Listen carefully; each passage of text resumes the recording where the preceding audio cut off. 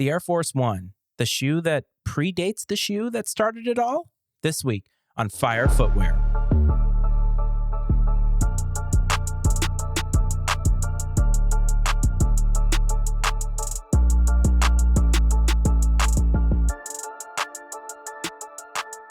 What's up, sneaker fam? Welcome back to Fire Footwear, a sneaker podcast hosted by me, Matty Ice. I hope that this finds you well, and I just want to thank everybody for supporting the show over the last few weeks.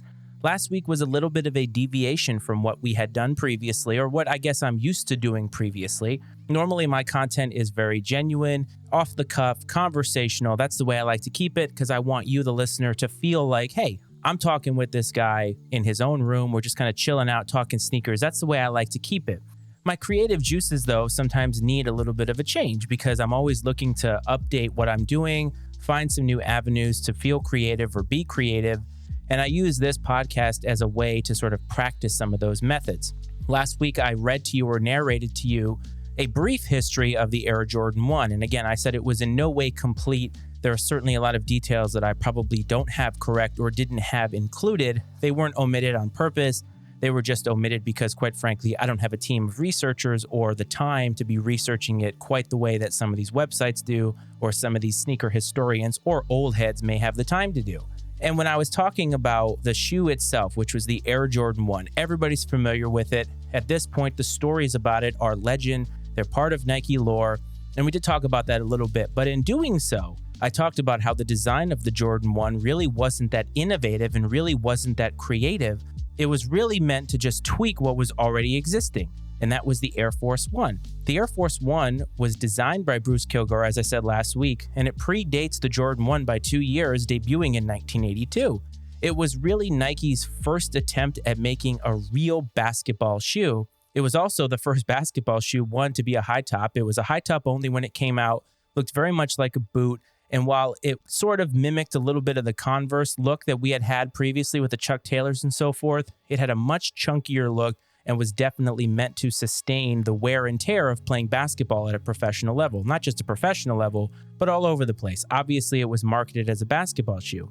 It was also the first Nike shoe to have the Nike Air technology that is now basically synonymous with just about every Nike shoe in a performance sense that we know today. Nike Air became something of a staple within the athletic performance footwear community, and obviously retroing old shoes like the Air Force Ones, any type of retro Jordans are going to have that Nike Air technology. It's just really part of the nostalgia.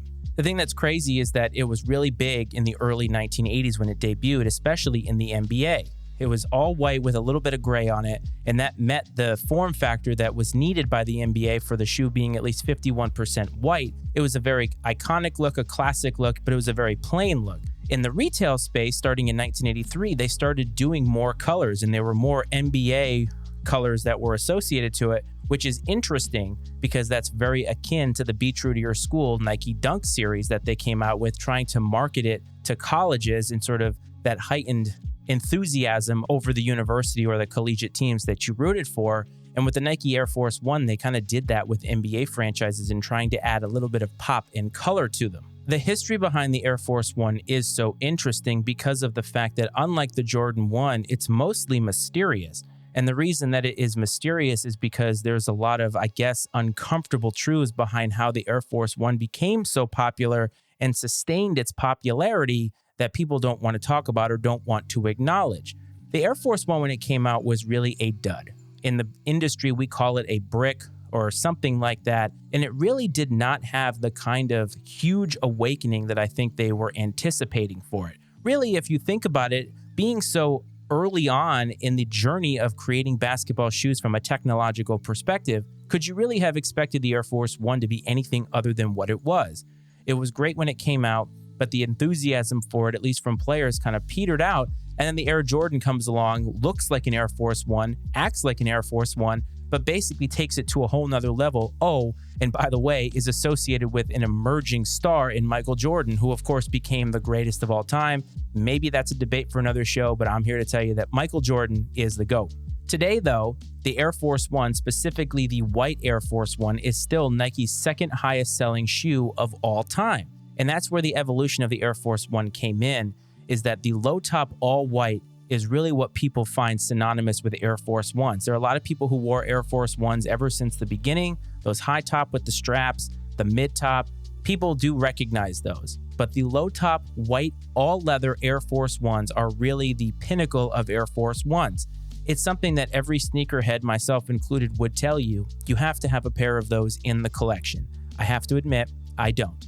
It's not that I don't like them, it's just that all white shoes do not look good on me, and I think it would feel like a forced entry into the market if I tried to do it. But a lot of people do have them. A lot of people double up, triple up on them because they're very easy to crease. You can beat them up very, very easily, but you always want to have that crisp pair with you. And where did that come from? Interestingly enough, the Air Force One became very big in inner city urban areas, especially on the East Coast. If someone were to ask you, what is the city that most represents Air Force Ones, or for whom Air Force One is the representative of sneaker culture, it would be Baltimore or Charm City. And it still is today. Whenever we make historical documentaries about gangster living or gang living or drug violence or anything like that centered around the city of Baltimore, and I think about The Wire, you see a lot of Air Force Ones and a lot of white Air Force Ones. The uncomfortable truth around the history of the Air Force One is that drug dealers and hustlers were really the main influencers of the shoe, specifically the low-top all-white shoe. Now, not many people know when the all-white Air Force One actually debuted. There are a lot of differing opinions and differing facts as to whether it was 1987 or maybe 1991. All we do know is that somewhere in the late 80s and early 90s, we saw an influx of white Air Force Ones, not just the all-white ones. White with the gum soles, white with a little bit of a pop of color, maybe the outsole was a little colored, the swoosh was a little colored, and we saw it begin to pick up steam. And why did it pick up steam? Well, because these drug dealers and hustlers who had a lot of money going around, and at $80 a pop, especially at that time frame, late 80s, early 90s, that was a lot of money to be spending on sneakers. We scoff at that today when your Air Jordan 1 costs you $180 to $200, but $80 back then was a lot of money. So in those inner city areas, you weren't going to see a lot of people who could barely make ends meet and were probably working paycheck to paycheck with a lot of crisp Air Force Ones. They were getting their hands on whatever they could get, and it was really for function only. Drug dealers and hustlers had a lot more money at their disposal because there's a lot of money floating around drug trafficking and drug trade. Whatever you want to say about its legality and its morality, there's money to be made there. And those folks had a lot of money, and crisp Air Force Ones became a staple of that community. It's interesting because the Air Force One, specifically that low-top white Air Force One, kind of became known and had its legend stamped forever because of inner-city Black people. Black people loved this shoe, gravitated toward this shoe, and are the reason why it actually became so popular. Why is that interesting?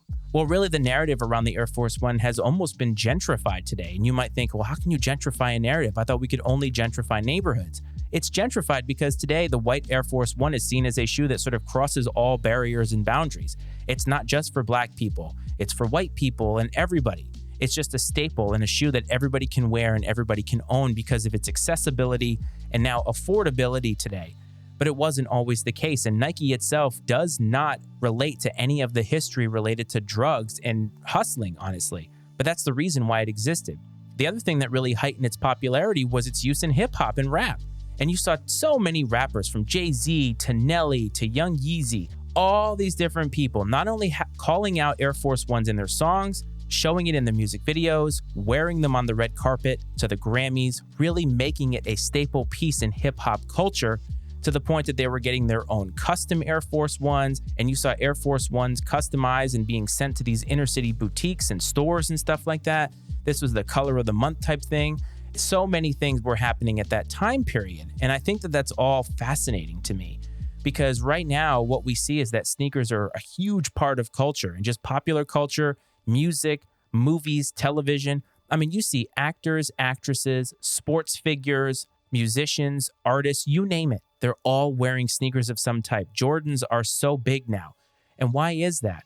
Well, maybe because the Air Force One made it cool to be out there like that. And it started within hip hop culture. I mean, some of these names that I'm throwing out there, they're big names in music history. Jay-Z isn't just a legendary rapper, he's a legendary artist. He's one of the highest selling artists in history. And that means something, especially when he is somebody, a former hustler, by the way, who is now wearing these shoes on the regular. And it's just fascinating to me because nowadays we can't seem to get anything. But the white Air Force One still seems to be something that is accessible. Nike is still making so much of it. And certainly they have benefited from the narrative that has been surrounding the Air Force One for many, many years. I mean, to the fact that if you think about how many sneakers have been unveiled, how many sneakers have come out, and yet the white Air Force One is still the second most highest selling sneaker of all time. Not to mention the fact that Air Force Ones had a downturn. Because of how poorly they started, Nike discontinued them. And it's fascinating because we talk about exclusivity today. And I think I did an episode a few episodes ago, or even before I brought the show back, about, are sneakers truly exclusive anymore? Because we see so many colorways of all these silhouettes, and yet people seem to be able to buy them whenever they want to, or they always sell out. There is no exclusivity. We talk about that when it comes to certain shoes. Oh, they're only printing 500,000 of these, or whatever the numbers may be. And we think of that as exclusive. Nike isn't discontinuing anything. They discontinued the silhouette altogether. And people were buying them in droves because they thought that they weren't going to be able to get them. That actually made it to where they're like, maybe we should bring these back. And even after a lull period of being out, they came back. They've stood the test of time. They've endured. And even in 2022, Nike is trying to give it its day once again. They're trying to make the Air Force One popular by giving it the design elements that it always should have had. Not just in simplicity, but even Billie Eilish is designing Air Force Ones. Other artists are designing Air Force Ones. You're seeing so many of them drop every single weekend now. It's getting to the point of being like Jordans. And yet still, somehow, the hype train never gets behind Air Force Ones. You never see people hyped over an Air Force One. Even in the replica market today, there's not a lot of Air Force Ones except maybe the original Travis Scott's, the white and the sail, not the ones that he came out with later that are the fossils. But yet Air Force Ones are so versatile. You can really wear them anywhere. Depending on your aesthetic, your body type, all that kind of stuff, they actually may go harder than any other Jordans that you can buy on the market. I have a pair of custom Air Force Ones that my wife made me. I don't wear them too often, not because I don't like them, but because I want to keep them safe and sacred because she designed them for me. They have my initials on them. I love them. They're so comfortable. But yet if I try to wear white Air Force Ones, it looks like I'm wearing clown shoes. And that just is my aesthetic personally. But there are so many people out there, and you might be listening now and you are an Air Force One head. My friend Cleveland loves Air Force Ones. That's his jam because he remembers when they were discontinued and you couldn't get them. They were scarce, actually scarce. Not just, oh, I have to wait for the resale market. They were actually scarce. And some of the best Air Force Ones that have been designed recently have been designed with a great story behind it, which goes back to my episode about sneakers with stories that I did. I think it was on Drip, Trip, and Spill, my other podcast. Amazing. Whenever there's a great story behind a sneaker, to me, if it looks great and it has that story to go with it, it just makes it all that much better. The Colin Kaepernick Air Force Ones that I tried for, couldn't get, the price is still relatively reasonable, but I love it because Cap was in that time period where he was still trying to get back in the league. He was a talking point for social justice. And here Nike comes in, makes that great commercial, gives him his own sneaker. And I actually saw a pair of those out in the wild recently. It's amazing because I always talk about how you never really see these shoes in the wild. That's a shoe that would be so difficult to find because it doesn't look like anything we've ever seen really, or it looks like a lot of things we've seen. And it just was amazing. I was like, wow, that's Kaepernick's. The other ones that come to mind are when Ama Maniere, who are now known for their Jordan collaborations, did two Air Force Ones that were just amazing, the low top and the high top. And again, as we've come to know with Ama Maniere, the materials were excellent. The release of them was excellent, having to go to the store to actually get them. I wanted the low top so bad. And yeah, maybe they do kind of look like old man shoes. They almost look like those all black, which by the way, are the exact antithesis of the all whites, nearly widely panned, almost seen as comical to buy black Air Force Ones. Nobody ever does that, and I never would, just to be clear. And the Ama Maniere ones kind of had an old manish look with darker colors, slate, black, but man, the attention to detail that they put into those shoes and all their shoes is amazing. The Air Force One predates the Jordan 1, and I know that last week I said that the Jordan 1 was the sneaker that started it all, but I did say that in quotes because there have been shoes beforehand that have helped to shape the market that it is today. And so if we're going back and looking at the shoe that maybe is the one in which it changed the trajectory of sneakers as we know it, the Air Force One laid the groundwork for that and planted the seeds by, again, being really the first attempt almost at an Air Force One. It was Bruce Kilgore's first attempt at a basketball shoe, And while it didn't hit it off the ground right away, clearly the legacy has lasted over time. What are some of your favorite Air Force Ones? Maybe you own a bunch. Are you an Air Force One person or not? I would love to know. Hit me up on Instagram. Fire Footwear Pod is the handle. Hit me up on Twitter at mattfratescreations is the handle there. Before I get you out of here, wherever you are listening, if it's on Apple or Spotify, please subscribe, please rate whatever is applicable. Those things help the channel to grow. We hit the Apple podcast charts last week, and it was amazing. And it was because people actually hit that follow and subscribe button on Apple. Please continue to do that and leave some ratings. Visit mattysmedia.com to find the other podcasts, sneaker-related or not, that are a part of our network. It means a lot to me. It really does. And the support that you have lent to this show has meant a ton to me, and I can't thank you enough. I hope that this finds you well, and I hope that you have a good rest of your week. This is Fire Footwear.